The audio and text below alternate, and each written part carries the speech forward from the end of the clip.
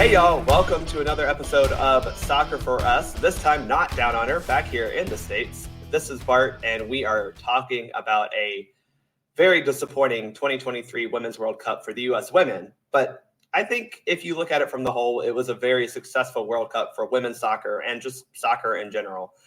Thomas, you obviously watched the entire tournament. I'm sure you were very happy to not have to wake up at 3 and 6 a.m. anymore. What were your thoughts on this tournament as a whole?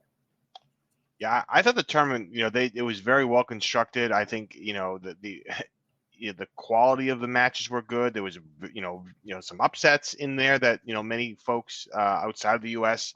Probably didn't expect to happen. The waking up early was not my favorite, but it's still worth it to see those matches live and to watch it. So I think it's a big step for the Women's World Cup. I felt it was is more well represented. I think Fox did a good job in terms of how it was advertised here, and it was a great tournament. It was, not as a fan of US, not what I wanted, but other than that, I think they did a great job. Yeah, very sad into the tournament for the US. But Caleb, I know for you, especially watching these early morning matches, it just felt like you were getting up for school, right? Get the kids ready. I mean, yeah, they were very, very, very often we were getting up, getting ready for school, watching the games, the whole family, which is, it's cool. There were a few that were rather late, and then there were some that were really, really early. None of it was ideal, I guess. Um, Probably way more so for you since you didn't really have to deal with the time change, huh? Or the time difference, yeah. It was kind of funny that, I get back home and having to deal with it for the knockout rounds. That my body was like still on Australia time. So I'm like still doing the Australia time for watching, but then living in US time. That was a weird shock to the body. I didn't know where I was, what year it was, or what planet I was on. I can only imagine. That's a big swing. That is a It big was. It time was. swing. So it's 16 hours difference Yeah. between here in Auckland and Wellington, where I was, and then 14 to Sydney. So yeah, definitely a big swing. I'm glad to be back on a somewhat normal sleeping schedule. That is nice. Oh, I bet. But like we said, not the most exciting, satisfactory tournament for the U.S. women. They went 1-0-3 at the 2023 Women's World Cup. This is their earliest exit ever in a Women's World Cup, as they were eliminated by Sweden on penalty kicks in the round of 16. It's the first time actually ever that they've departed a Women's World Cup without a medal, and only the second time they've ever departed any major international tournament without a medal. Ironically, the last time was 2016 when Sweden also beat us in the first round of the knockouts. The question that we have to answer is, we know that this happened. We know it wasn't a very exciting. We know it wasn't a very successful. We know it was very disappointing. But how did this happen? And you could look at it match by match, but it almost feels like we need to look at this from a macro point of view. And the matches were just more symptoms of the bigger issues we had. I mean, we start off with a 3-0 win over Vietnam. Then we go to a 1-1 draw against Netherlands. And then, unfortunately, a 0-0 draw against Portugal to end the group. And that coincided with the Netherlands 5-0 win over Vietnam. They won the group. Now, Thomas, I kind of kept saying throughout the group stage that it felt like we were still playing okay despite the obvious tactical setup that was wrong, the lack of ideas, it seemed like, in the attacking third especially. But I was at the matches, so I'm like feeling it a little bit differently. What were you feeling throughout that group stage watching this team play?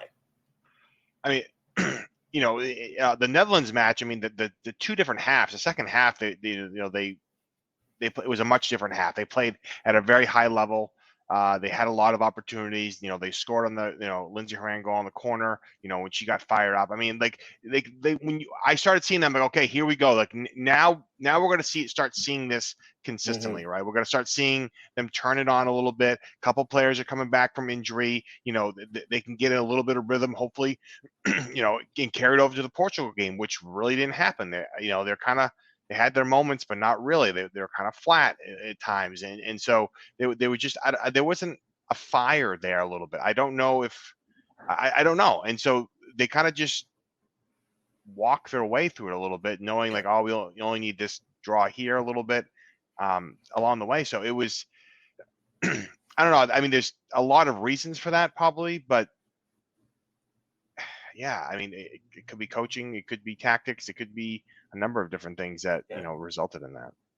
Yeah, Caleb, I feel like it was frustrating to watch in the stands because it felt like we had the ball a lot for the most part. Obviously, Netherlands had more possession than us, but it seemed like we were in there attacking third way more often. I mean, was this a case of the players just not getting the job done? Were the other teams actually better than us? I mean, what do you think the main cause was here? Well, I mean, I think you make an interesting point. You're in the stands watching. It's a lot different. And also when you're watching, um, your favorite team. It's the World Cup. You're in a different country. Like you've got a lot of that going on in your head as well. That is not necessarily affecting the way you see it or watch the game, but like you've got way more positive emotion just in general. Does that make sense? So you're probably going to look at I it had way that more until about 30 positive. minutes into the Portugal game, to be fair. And then it went Listen, straight downhill. at a certain point, it doesn't matter what's going on. Like if misery is just misery. But I think like for us here, waking up super early, watching it, there isn't a positive um, outlook, right, or mindset or anything like that. And it was I mean, I can't speak for everyone, but for me, it was just a lot of negativity. Um, the filter through which I'm watching um, was already negative, and I've kind of, I hate saying Berhalter out, Vlatko out, De Boer out when you're an Atlanta fan. Like I don't like being that person, but I've been Vlatko out for a long time. Yeah. Well before the World Cup. So I was already kind of going into it negative. And so I saw everything through those lenses, right? Through Yeah. that filter. And it was extremely difficult to watch. The motivation to get up early, knowing you're already going to be upset. It was tough, which I think to y'all's points earlier, it was a fantastic tournament. A lot of really quality teams. And I feel like it put a damper on it because of the lenses that I'm watching through as a US fan. Yep. And I feel like I'm probably not the only person to have those feelings. And it I could have had been a such fantastic time. Like my trip was fantastic, except for the US games. right. It was like, why I didn't get to celebrate. I celebrated one total USA goal. Um, we can't like we'll be here for hours and hours and hours if we're really going to talk about and break down everything that was wrong. I mean, there were issues with culture within the team. Um, the tactics, the strategies, the substitutions, the lack of substitutions, I mean, we could just go on and on and on and then talk about each one of them Yeah. at exhaustive lengths. Um, Needless to say, I mean, I think it's very clear how I feel about everything. And I'm very glad it's over for the US. Um, Not that it's over for the whole tournament because I do think it was really cool. It was great for women's soccer. You made a point about how everything, as far as you being there, everything was just wonderfully put on. They were great hosts, and I just like I said, I feel like it's a big downer that a lot of US fans couldn't really enjoy the tournament for what it was. Yeah. Yeah. And I think that's kind of my big takeaway from all this is, and we'll talk about this towards the end when we get into some bigger questions, but the idea, of the world has caught up to us is like, yeah, that's not the worst possible thing when you talk about soccer as a whole. But anyway, let's move on because the US did move on. They did advance from the group. They finished second, which is I think only the second time that's happened, the last time being 2011. And they meet Sweden in the round of 16. Now, we have to give Vlatko credit. The decisions he made to get us ready for this game worked, right? Rose Lavelle was going to be on a yellow card suspension. She got 2 in the group stage. She was to miss this game. And Vlatko, instead of replacing her with DeMello, which he had in the 2 games previous in the tournament that Lavelle wasn't starting, he put in Emily Sonnet, who, while she's never played defensive mid really for the U.S. before, which is weird, that's a whole other thing that we could get into when we criticize Vlatko, but she has played defensive mid for her club team, OL Reign, this season, and slots her in next to Andy Sullivan, forcing more of a 4-2-3-1, 4-2-1-3, whatever way you want to call it. And Caleb, to me, that change worked, and we looked more balanced in attack. I mean, if you're going to give people credit, then you definitely do have to give him some sort of credit for making some adjustments. But it's almost like celebrating, like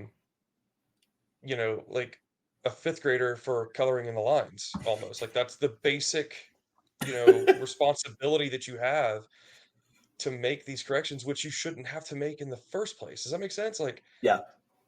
and again, this is just frustrations coming out here.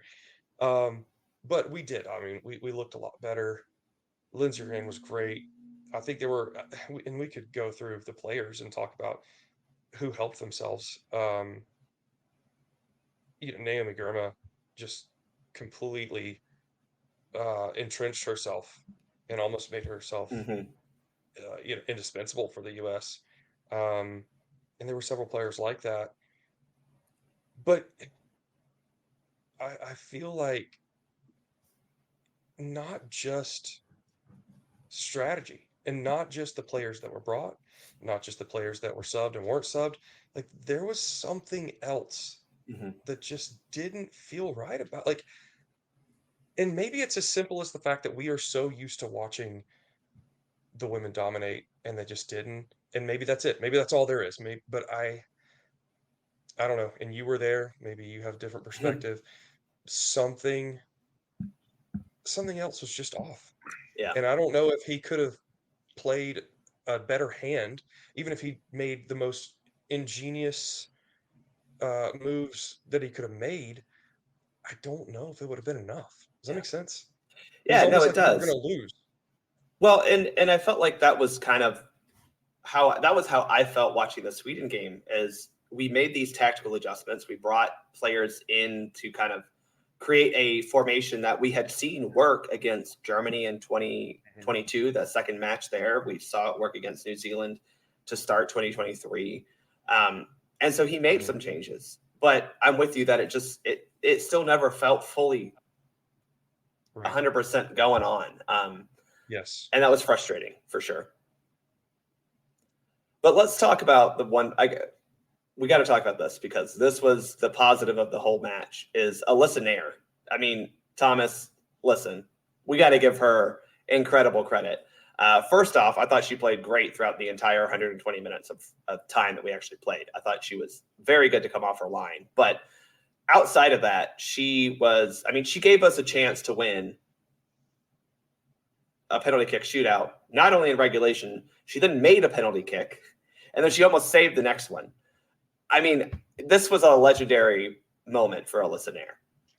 It was, and she was unbelievable. I mean, the way they were playing, I mean, they scored 4 goals, right? And they conceded, 1 in the in play. So I mean, she had there was a couple moments there. I will say that she did kind of got me a little scary. She came off the line a few times, and and she got a hand on the ball, but she took some hits, but she really held the line, and she did a great job, back there. It's just too bad they couldn't have made a deeper run for for her sake, because I mean she definitely held them in those matches for sure. And one other point I wanted to make though is when we were watching these games, and I I actually felt like I do when I watch the men in those situations. Like I felt I'm like I had no chance they're gonna really got to a certain point. I'm like, that's it. Like when they were playing Sweden, I'm like, I had no real positivity that they were going to even show well, and they did. But like to me, like they just like it was like that was it. That was all they could get. It was all they could give. And so, yeah, it'll be interesting to see where it progresses from here and how it changes, because you got a lot of players that are that will be done with a team, and I think Nair's gonna I imagine she's still gonna be number one keeper this next cycle for them. Yeah, that's going to be an interesting one, and that might have to take another whole nother episode, honestly, to kind of break down like who should continue, because I think that was the prevailing problem with this team. Is it was truly a two generations, two very distinctly different generations. Nair, obviously, in the older generation that was around for 2 World Cup wins. She was the number 1 in 2019. She was on the bench in 2015. And she played phenomenally, but as you said, it just wasn't enough, and it's illustrated perfectly by the fact that she makes a very good save on that final penalty kick on Lena Hurtig, and it's a millimeter over the line. She's a split, literally a tenth of a second. If she gets up quicker and gets her hand out there quicker, she saves it. But it was a goal, and I think that also kind of encapsulates the feeling of watching this team get eliminated in the round of 16. It's like it's so unbelievable. It was a weird, it shows you how we are. Yeah, we're not at the top of the game anymore, and that's a reality we have to deal with. And so fine margins are what can send you home or not. And this one sent us home. We were eliminated in the round of 16. As I said, the earliest we've ever been eliminated from a Women's World Cup. We've never not made a semifinal of a Women's World Cup before. That's what I also think people need to kind of understand is yes, this was terrible and bad from the U.S., but we had made 3 finals in a row and have never not finished lower than 3rd in a FIFA World Cup. Well, that is an insane dominance. Because one of the stats that I was blown away, I had to look at it, and you're right. Up until this World Cup, they played the maximum amount of games you could play in the World Cup, right? So that means they're either playing in the championship or they're playing in the 3rd place game, and that's mind blowing, because there's no other team that did that or could do that at that point. So it's mind blowing, to me, to be able to have done that, and it would come to an end at some point. I mean, and so, but hopefully they just, they've got to, re-up. They got to be better. You've got to go back and back to the drawing board. Yeah, Caleb. Somewhere, and I don't know if I haven't fact checked it. So if this is completely wrong, just cut it. But I read somewhere that this is the first women's final that didn't have either U.S. or Germany. Yeah. So the U.S. has, That's again, insanity. We made 3 finals in a row, but obviously we won in 91, 99, 2015, 2019. We were in the final in 2011. And then the other 3 were Germany. Germany in 95 lost to Norway. And then in 2003, they won. And in 2007, they won. Yeah. And Germany, hey, look, Germany got bounced in the group stage. We're not Germany. And they had a much easier group. We had a hard group compared to Germany. Germany got bounced in the group stage.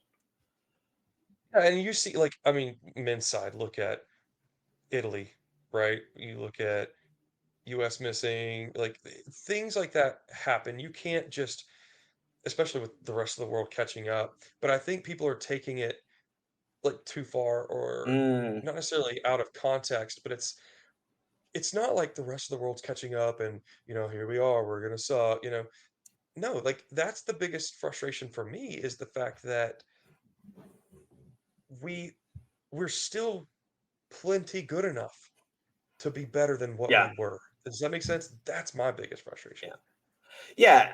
Let's talk about that then. I mean, okay, so we get eliminated, and there's a lot of hand wringing and gnashing of teeth and think pieces written about how we just don't develop talent anymore, which I'm just going to put out there as ludicrous. That's absurd. We develop plenty. I watch these girls week in and week out. We got plenty of talent here in the U.S. We can talk about talent identification, but talent and coaching development, maybe. Talent development, fine. Coaching development, a whole nother story. But let's talk about what exactly if you could kind of give me a couple points, Thomas, of what you thought went really wrong and why we weren't successful in this tournament. I mean, I think you start with the squad, right? I mean, so there's a couple things in there you look at.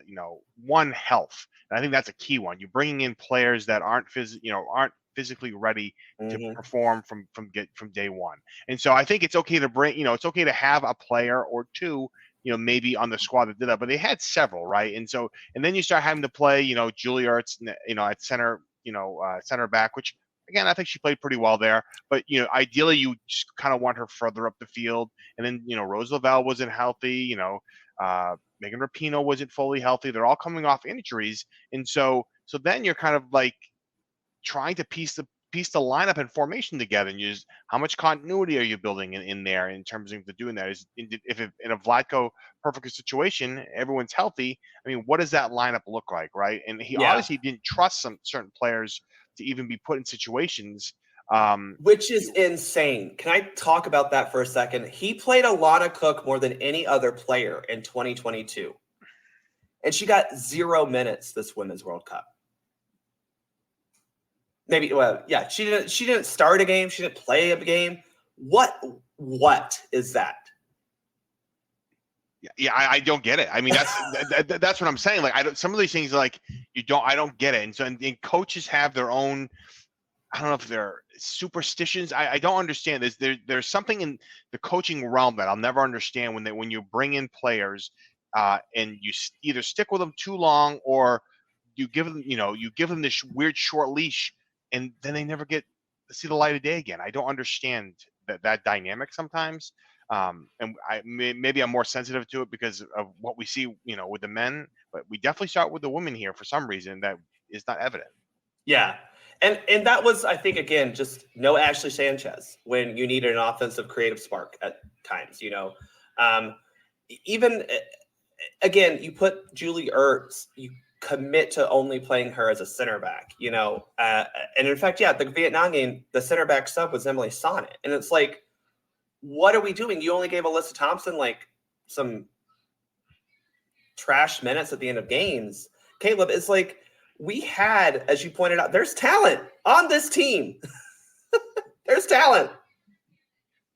I think one of the biggest things for me is the fact that some of the issues that we saw were like self-inflicted. Like Megan like Rapinoe taking you just freaking talked corner about. kick after corner kick, even though she's hitting it into the first defender every single time. I mean, we could spend an hour talking about things that went wrong, just on her involvements, but we won't do that because people will stop listening. But like you were talking about Julie Ertz being used as center back when he's got Alana Cook. Like, that is taking Julie Ertz out of the midfield where she shines to play her in a position where she can play. That's almost like you're creating the problem and then trying to reinvent the wheel to fix the problem when the solution is just already there. Like, does that make sense? That is what is so frustrating for me. And that's kind of what I was saying, where we are so much better than what we saw. Yeah. It's not, oh, we just didn't do so great because the rest of the world's caught up. Sure, they have, but we didn't do so hot because we had someone who was completely out of their depth calling the shots to the tune of the most embarrassing performance in our entire existence. It's like, it's so frustrating to me. I hate even like talking about it and bringing it up because it's making me feel all types of emotions that I don't want to feel. But why use a player that has shown that they cannot provide anything positive, and they've shown it over and over and over, and then you continue to give them opportunity after opportunity after opportunity to continue to show you the same thing, which is that it's not there. When you have Ashley Sanchez, let's talk, which, by the way, I don't know if anybody saw her Scores goal. Like, hello, what? She didn't play a second. Why? Yeah. Why? Yeah. And again, we can go over this for, I mean, to exhaustive levels. And I'm sure some people have. Uh, I don't even want to listen to those. Normally I would just go podcast after podcast after podcast, breaking things down. It's like cruel and unusual punishment after this one. Mm-hmm. And there's no way I'm alone on that. Yeah, Thomas, I felt like what Caleb's talking about is a coach that created problems. And I felt like the biggest issue for me was we had a coach that was afraid to press our advantages. Yes, we only conceded 1 goal and like 3 shots on goal the whole tournament, but we have some of the best attacking talent in the world. I still very much vehemently believe that. And we had no real scoring chances. Yeah, it was limited. It was a little frustrating. This is the one I'm not really clear on. I'm tempted to go back and watch the matches again, but it's pretty painful. The Vlatko era is over. We don't need to do that anymore. Only because I mentioned to me the Alex Morgan thing is frustrating to me because she had a couple chances. She missed a PK. Like I don't know. I mean, maybe it's age. I don't know. That one's frustrating because my daughter is obsessed with her. Like, well, and Alex was playing not out of position, but being used not in the way she likes to play. Right. So again, it's like, what are we doing here? Right, and that was my thought. I'm like, she's better on that left side. Maybe put 2 strikers up top and put her on the left side of the striker. Like Sophia Smith's great in the middle. Right, exactly. So to me, like that piece of it didn't make sense because I don't think she's I don't think she's that type of striker. I just don't think she is. Well, and I think I forget who I was reading, but they kind of said like he wanted her to play like Kat Macario, and it's like Kat is such a they're both really good players, but they're different. Why are we trying to make them play the same?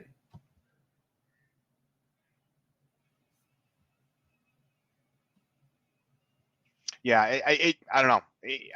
To get in the mind of him, all my soccer fans are like, "What's going on with him?" Like, I'm like, I don't know. Like, he's just not good. He's just not good. Like in terms of making those decisions and player evaluations in terms of how do that. I mean, look, I said it before. I said that I will say, and when she got injured, Mallory Swanson getting injured, I was going to be impactful to this team. And I think we saw that because that speed, the pace she provides was a little missing at times. I mean, look, Trinity Robin did great. Sophia Smith, had some great moments, in general. But I think, to have that extra one there, and, maybe his lineups, are different at that point. And not to give him too much cover, but you're absolutely right. Mal Swanson not there. Kat Macario obviously not there. Even Becky Sauerbrunn, gets a lingering foot injury that she's not really going to be able to play much, so she's not brought. There were a lot of missing players, but every country at this tournament was missing players, so we can't really use that. I mean, England made it to the final, and they were missing 3 of their best players due to injuries. Spain made it to the final after half their players decided to just not play because they hate their federation and coach so much. You can say players were injured and whatnot, and that's valid, but he didn't adjust anything. Yeah, well, that's the thing. I mean, his only adjustment really came, in the Sweden match, and I'll give him credit for that because that but only because it needed to happen, right? But it wasn't a huge change. It was enough to make them competitive and give them a chance to win. So, but he's gone. I don't know what's next. Yeah. Well, and that brings us to the next step, right? So Vlatko resigns. I think probably was asked to resign, give him some saving grace. Kate Markgraf apparently before the tournament decided she wasn't going to return. And I can't say that I'm mad at that. I thought she should have been fired because she was the one who made these coaching decisions that have not led us to success at the U20 levels, the U17 level, and the senior level. It's safe to say the U.S. Women's program, though I don't generally care too much about results in Youth World Cups, the performances were not very good. And you counter that with the fact that Spain has won the U20 and U17 World Cups leading up to this one, and they won this World Cup. So Markgraf has not done a good job of directing this program towards success, and that's a concern. But now we have at least one hole to fill. We have a coaching search to do. It seems like, Thomas, we're not probably going to refill the GM position that Markgraf held.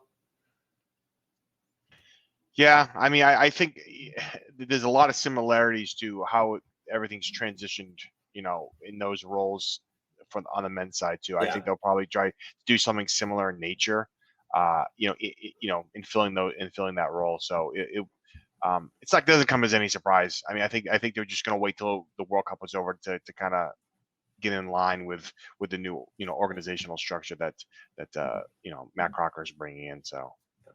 And as I said, okay, so you have Matt Crocker as a sporting director. You brought on Anguchi Onyewu as VP of sporting, which I don't know exactly what he's going to be doing, but I kind of hope they create another VP position for a lead female whose job it is to be that perspective on that side, because I don't think you necessarily we've had this discussion ad nauseum on this podcast, but I don't know if a GM if it's too redundant. That may have been something that they kind of realized in their organizational audit, if you will. But I think you need to have a woman at near the top of that food chain to help provide perspective and make sure she's checking, so that we don't have what the Spanish Federation has turned into. Yeah, absolutely. I mean, you got to keep it in line. I think what the U.S. women have built, you've got to maintain that. You've got to reset that. You got to figure out what's needed, and you got to bring in the best, right? Bring in the best, because there's definitely a different philosophy for how the men are doing it and how the women do it. Again, that's because they've been successful, right? Yeah. You look at the last four coaches for the women have not been American, and so there's I don't know, there's a lot of interest in that, I think, from past players, but they're just not there yet. So and I think that's part of the problem, because I don't know what other. Listen, that's 100% part of my problem, right? And Caleb, you can probably talk to this more than I can, but the coaching development seems to be just so lacking in this country right now. And we can talk about the actual coaching development, because it seems like we're not creating coaches who are smart enough to lead our national teams to real success. But I mean, the other half of that is you don't have former players signing up to be coaches. I mean, the only one that is involved with coaching right now that I can think of off the top of my head is Amy Rodriguez, who's now taking over for Utah Royals. She's obviously recently retired, but she's really the first one who kind of retired and went into it. I can think back to 2000 for those Olympics after the Chico retired. April Heinrichs, who was on the first two World Cup teams, took over, and that was, she was fairly successful. But that has definitely been something that we lack. You look at even like Serena Wiegman, who is a former Dutch international player, has led two teams now to a World Cup final. Pia Sundhage, who coached the U.S., she's a former Swedish. Hege Riise, not that Norway had a great tournament, but it was better than the last time they came out to the World Cup. So you have former players who are now qualified from a coaching education perspective. But then you have the story of Brandi Chastain, who, by the way, has her A license and has coaching experience, but isn't involved at the youth national team level, even though she wants to be. I mean, Caleb, to me, that is a major red flag for our coaching development and how we value what a coach can do for players to create professionals out of them. I mean, absolutely. And I think when it comes to coaching, and people don't, everybody wants to look at X's and O's and, um, were they a high level player? Did they play at college? They play professionally? All this kind of stuff. I think the biggest thing with a coach, um, and it's also one of the most underrated qualities, is their people skills. How do they handle people? And I feel like not just the coach for the U.S., I feel like just in the upper echelon, the high profile USSF henchmen, there's just a people problem. On the men's side, on the women's side, we got to get people in there who know how to read each other, how to communicate. Because I think you take an average coach and give them Man City's roster, and guess what? They're probably going to be pushing for the Premier League every year. Talent wins, right? But when there's a personnel problem and there's issues and there are culture issues, that's where you start to see underachieving. Does that make sense? Like, Yeah. do you see where I'm going with this? Yeah. That to me is Which where our was issue is is. weird to me because everyone said they liked Vlatko. You know, like that's kind of what's weird Right. to me is everyone said they liked Vlatko. Maybe that's because he was I too remember. nice. Is that possible? Honestly, I remember a lot of those reports, and maybe it is. Maybe everybody liked him because they could get their way, and that's not always a good thing on a team. Hmm. I don't know, but I do know that we've had issues on both sides with interrelationship issues, personnel issues, communication issues. That starts from the top down. There's Hmm. clearly an issue there, right? Hmm. Like that to me is where we got to start looking. I think one of the reasons that Pep is such a good coach, yeah, he's a brilliant mind, but I think he is really good with people. And if we've got people making decisions, hiring people, and they're not good with people, how can we trust their judgment? Clearly, it's been bad. So, yeah, I mean, all the turnover we've had, I think it's a good thing because it's not working, right? So let's try something different. Gooch being in there, you talked about you don't know what he does. I don't either, but I do like the fact that he's a part of things. I think he offers a different perspective. I think he kind of gets outside of the um, good old boy network, if you will. But I think we solve that problem. We start seeing better results because, like I said, Hmm. the talent's there. It's not that we can't develop. It's not that we don't have talent coming through the pipeline. Like there's some really exciting young girls right now. Very exciting. Look, you just watch what the U20s and 17s. Like some of the players on Mhm. those rosters were really good. Yeah. You had Yes. a terrible coach in Tracy Kevins leading the U20s, even though she didn't deserve to. And Hmm. that's what I look at. And Thomas, I think that's the question I have is like, is this a coaching issue or a talent issue? I don't think it's a talent issue. I mean, I don't, maybe it is. Maybe I'm just believing in our girls too much. No, I think part of the problem is that now that it's everything's starting to fill in, right? Now you have more players, you have more talent. Now you have to build your youth programs, right? Yeah.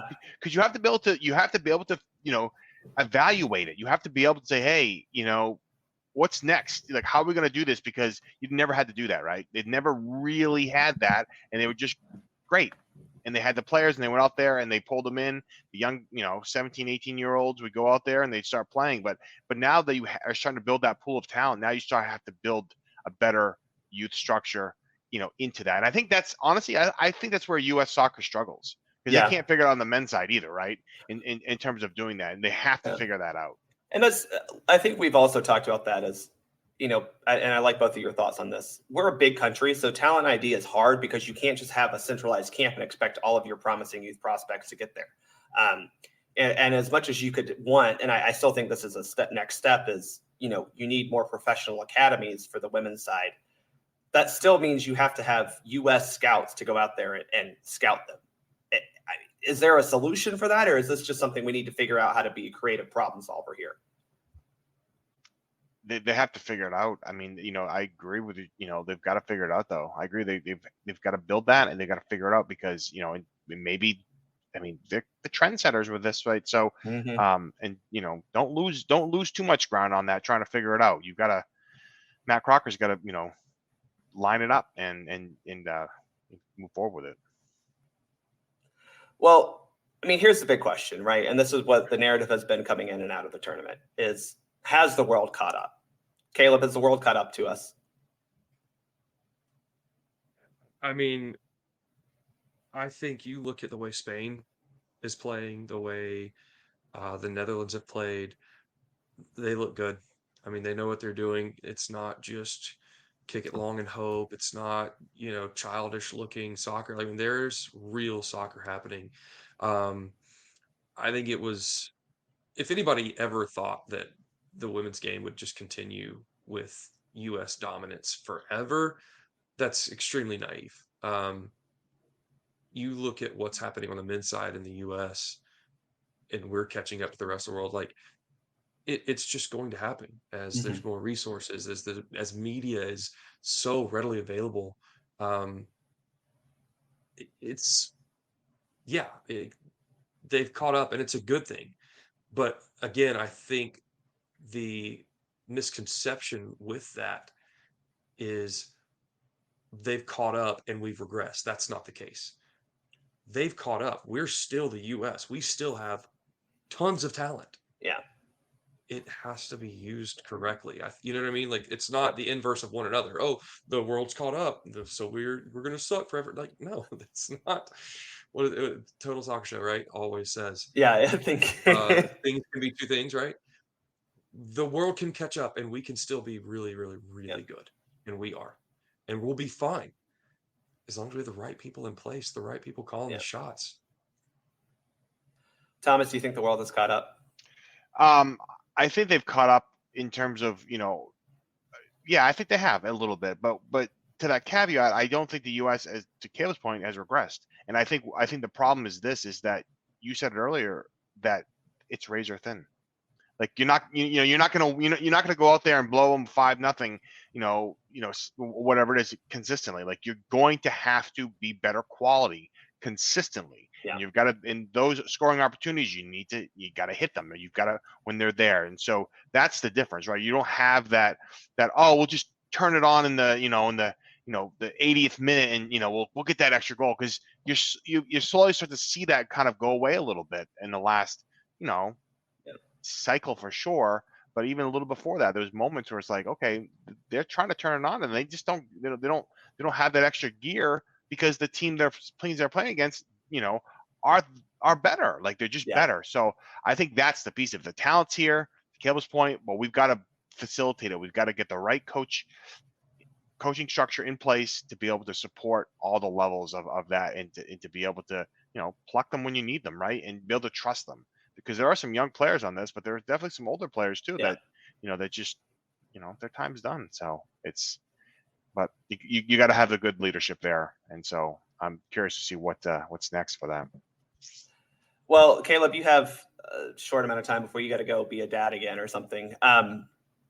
What are your parting thoughts for this tournament as a whole and this U.S. performance? Oh, man. You talk about short time. This is not a good question for short time. I will try to make this as succinct as possible. Like I said earlier, it's all about people. We got to get the right people in place. We got to be quick to make changes when we know that someone is not the right person, and that is in their office, on the coaching staff, a player. Leashes can be too long sometimes. And I think we saw a result of that on multiple facets, on multiple levels. You had someone who was out of the program still sticking around through the World Cup. You had a coach who had shown repeatedly that he probably wasn't the right person for the job, still a part of the program through the tournament. You had players that had shown that they were not capable of providing what they should be providing to remain a part of the team. They were still a part of the program. That is all, it's unacceptable for a country at the level of the U.S. women's national team. I mean, you can't go from absolute world dominance to puttering out of the group stage and fighting for your life in the round of 16. A lot of changes need to be made. Very curious to see where things go. It needs to be, to Thomas's point just a second ago, we need to see kind of what just happened with the men over the last 4 years, an influx of youth and a turnover in the program, because it's not good enough right now at all. Well, thank you for that final thought. I appreciate that. And we'll talk with you later. And again, thanks for being on this episode of Soccer for Us. Oh, thanks for having me, guys. Always a pleasure. All right. Well, let's continue this discussion with some of the more I don't know, narrative-ish questions that people have been kicking around. Sound good, Thomas? So the first one is, do we need to send our players to European leagues? Kind of similar to what we hear from the men's side. Is this a legit solution in your mind? I mean, I think was only one player that was on the U.S. that was playing over in Europe. I mean, Yep. Look, I think the fundamental problem with when we look at the domestic leagues are, I mean, look, the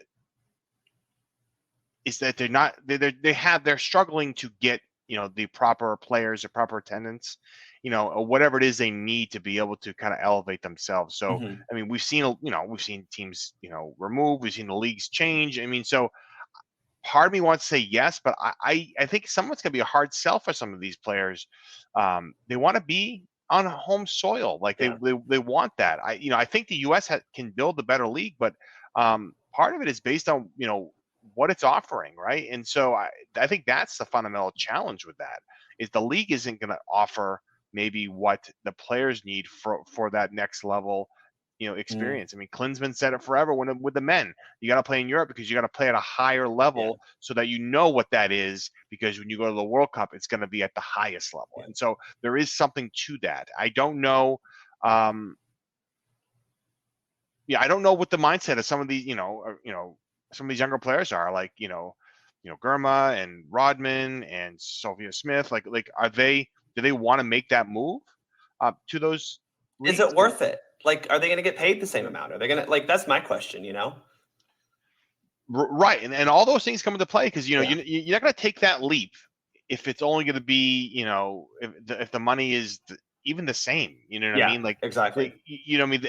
I mean, look, money is part of it. It's a respect thing. It's and I think everyone deserves to to get what they're worth in that world. And so, but you have to find that balance with life for them, and I think that's where we just the unknown right now. I mean, look, you've got some young players. We'll see what they end up doing in general. This next cycle, I think that will be kind of telling if you start seeing, most of these younger players make that move. Yeah. And I think that'll speak for itself. But I think there is something to be said a little bit for that. Do that, but also on the other side, I think there is an importance of having those women playing in the United States, so the fan base can see them too. It's that weird balance between the connection with the fan base. I just like to see a better league that had. Yeah, and I think I'm with you on that, because I think my issue with just go to Europe is this idea that if you just go to Europe, you'll somehow magically be better. When you look at the European leagues, and it's like, okay, in France you have PSG and Lyon. What team do you have after that? In Spain you have Barcelona, and now Real Madrid is starting to spend a little money, but they're nowhere near the level that you need to be at. I mean, the Women's Super League in England is pretty competitive with Arsenal, Chelsea, Man United, Man City, but it's not like you can just be like, okay, I'm going to go to Europe and I'll suddenly be better, because you got to go to one of these teams that all the other best players in the world are also going to. Right. So it's valid that you look at these semifinal pairings and they were all European teams, but they all occupied the same spot on 7 teams in Europe, So that's, to me, is okay, well, are you going to that team? Are you going to play? But also, NWSL has, I think, top to bottom, more competition than what, say, Barcelona faces throughout the season. You know what I'm saying? Right, and I think that's where they have that advantage, right? Where they have to try to market the players for that. Say, look, because again, you can't compare. I mean, I'll be honest. I don't think you can compare the European leagues, because they're still building it, right? They're still trying to build it. A lot of them are, yeah. Right. So it's not like they have a 100-year history of it, and so they have to still build it, and that's the key, right? And so they have an opportunity. I'd love to see that better quality here, and they can do that, right? They have an opportunity to do that. Whether they do it, who knows? But I would argue NWSL needs to spend a little bit more money to build up the infrastructure, their physical stuff they have here. They need to invest in academy structure, but spend a little more money. Go get those top players from Europe to come over here. They'll come to the U.S. Trust me, my daughter wants to watch women's soccer. Okay, and she's like, I want to meet these players. I'm like, we don't have a team local. There's no team in Boston. Yeah. Okay. Like Not we yet. gotta go right. I did hear rumblings about that. So I mean, it was the Boston Breakers, but there's nothing right now, right? So Yeah. so grab onto that because it's there, right? Yeah. And I'll take her. I'll follow along with it, right? But you've got to be there with it. And so Yeah. there's money out there. I think they can figure it out. Yeah. So again, it's on the fence, right? I think the league just itself can, if they want to help U.S. soccer for the women, I think they can accomplish both. Yeah, I agree. I don't like this idea that somehow we have to send them to Europe because it does feel like such a narrative from the men's side that makes no sense in the women when you look at the league structure and just the financial support that they have. Here's my question, and we've talked about this, we've danced around it, is where do we go from here? Because we don't know, but Vlatko's fired, basically. He resigned, whatever. Kate Markgraf is no longer in charge. I mean, who do you want to see? What type of coach do you want to see next here for the U.S. Women's National Team? I mean, I want the best, and so I mean, so there's a number of candidates that you could you go to the England coach is obviously one that's been mentioned. She's claimed that there's no interest, but you want the best. You have to figure out what that is, and you've got to pay them, right? And so whatever that is, you've got to pay them. And so, and again, I don't know the international soccer pay structure. To me, is hard to figure out. It's hard to really get the lock. Clearly harder on the women's side because Hervé Renard goes from coaching Saudi Arabia to the French women's team, and I'm like, that pay can't be comparable. Right, and exactly. I think he had his own reasons for doing that. I think they were, they're all valid and all those things. Like, I mean, I don't expect him to stay with France, but maybe he'll prove me wrong. Yeah. I mean, right. I don't know if he's there for the long haul or not, but I think he right. took that because he saw a legitimate chance to take a very talented group of women. Oh, absolutely. Like, yeah. I mean, France underperformed again, but like they had a chance. They did, and so I mean, again, I coaches like that, like in general, I think are things you have to look at. And do you think previous international management experience is a requisite for this job? It's always nice because it's just a different, we talk about it all the time. It's just a different deal. You've got to understand that you don't have these players for the period of time. I think the women's international schedule there has a little bit more flexibility to have a little bit longer camps at times. Yeah. And to pull these players in. And so, and that's again, going back to should the U.S. play in the U.S. or Europe, they've had those flexibilities to bring those players into camps all together. So that there is some benefit to that. Absolutely. In terms of doing that. So I think they've got to figure what that is. And so, I don't know what the number is, but it's probably, I'd say over $1 million. It would be, It's got to be. Reportedly, Vlatko is making around $500,000. I'm sure that was a little bit more this year because of the World Cup. But like, he surely didn't hit many bonuses for the World Cup. I'm with you. It's got to be more than 500 that you're going to offer. It's got to be close to $1 million, I would hope. And surely U.S. Soccer could find that. I mean, damn ticket prices should justify that. And that's the thing. You've got to pay them a little bit more. To bring them in, you got to provide that. And I will say I don't get the sense that there's really any at this point, and maybe it'll start to happen. Don't sense a lot of interference from the federation on the women's side. They kind of let them do their own thing. Absolutely. I'm interested how Crocker responds because I'm with you. I think that was the reason Markgraf was hired, so that Ernie Studer didn't have to fully involve himself with the women's side. I hope Crocker gets involved a little bit more to kind of bring the ideas that he talked about in his opening press conference of top-down philosophy, at least not top-down, but more shared from the top down, right? We're all building this together. We're all communicating. I'm hoping that he brings that to the women's side because that will help when we're talking about player identification, player selection. Hopefully they get integrated to this style of play and these concepts earlier. Yeah, absolutely. And I think again, the opportunity that U.S. has is there's going to be start to play in more international tournaments, right? That matter. And so, I mean, we got a CONCACAF W Gold Cup. I mean, I know it's just CONCACAF, but it's a legitimate standalone CONCACAF championship coming up in 6 months. Despite what people want to talk about, that's a big actual competitive thing. Well, it is, and I think that's the thing. Like, you've got to get. I think that's the next piece of it that's been missing, right? You do the She's Believes Cups, which I think are great for fans. I love watching them, but the thing is, rosters aren't consistent on that. You have to look at Yeah. the tournament form. That's a round robin. It's U.S. Cup for the U.S. back in the 90s. Yep. There was a reason for it, but I think now they've got to move forward, and Gold Cup, hopefully a Copa America type of tournament, is, consistent for them to be in that and to get that tournament experience, because to do it just in the World Cup is not simulating it very well. And I will say too, the CONCACAF tournaments aren't super competitive. And so the way they're responding to that is, well, they've added 4 CONMEBOL teams for the Gold Cup, which is a massive step up for the women's side, because you're going to get Brazil, Colombia, Argentina, Chile in. That's a massive step up in competition when you get to the knockout round. So that's a good thing. Yeah, and again, from the financial perspective, that's you're going to pull in those fans. I mean, you saw the Colombia fans on television. I saw them in person. They were fantastic. Yeah, so you get the Colombian American population here for a women's Gold Cup, or they're going to sell out stadiums too. And even if it's those small soccer stadiums, that's still that Brazil, like US, Canada, those are big names you're drawing in. Oh, absolutely, and I think that's the growth that needs to happen now. It can't be self-sustaining like it had been. Now you need to pull in the other, these other countries into it, and then you build from there, because now it's a different. Now you're a little bit of different level now, and you just can't rely on just skill alone.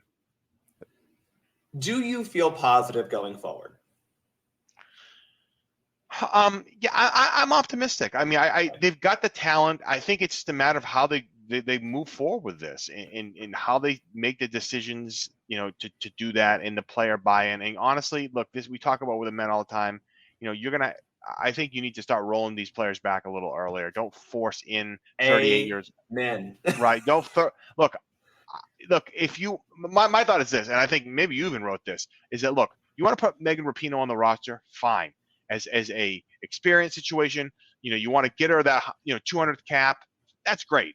But here's the thing: you could just tell she just was laboring out there. She was a half step, if not a step behind. The corners were bad. Like she had bad touch, bad timing. I mean, again, that's part of being 38 years old, and it's part of coming off an injury. Like, that's not any knock on her. She's been amazing, like for the program. Like, it's not a knock on her, but it is a kind of a knock on, like, I don't know, as a player, like, I don't know, like you always, your mind tells you you can do it, but your body just can't do that. And I think that's the struggle sometimes players have, is not being able to put it together. Absolutely. And that's where Vlatko messed up, right? Yeah. That would be my biggest change that I want from this program, and maybe not having like a super good player at the top like Markgraf was. But I don't even know if this was her policy, but it's just like, I'm with you. We've got to, we can't keep them around just because they're veterans, or just because they are experienced, or just because they, are they still performing at the level we need to win a World Cup? Because it was very clear that Megan Rapinoe wasn't. And we still brought her, and we still played her a lot. Well, that just goes to, where, her past performances is what got her there, right? Yeah. And I think that's where the coaching piece of it has to take that out and say, look, this is a tough choice. I understand you've played in so many World Cups, and you were Gold Boot winner in the last one, and all these great things, but like, for the best of the team, sorry, like it's just not there anymore. And those are hard choices sometimes. But when players build that stock with coaches, it's hard for them to sometimes lose that, right? When you're heading into these things, because you could tell he couldn't trust in his mind some of the younger. So weird. It was just so weird. He didn't trust Ashley Sanchez, but he played her a lot in 2022 and 2023. Didn't trust Alana Cook, who he played the most of any player in 2022. That was on that roster anyway. He didn't really trust Julie Ertz. He trusted too much in Andy Sullivan, trusted too much in Megan Rapinoe.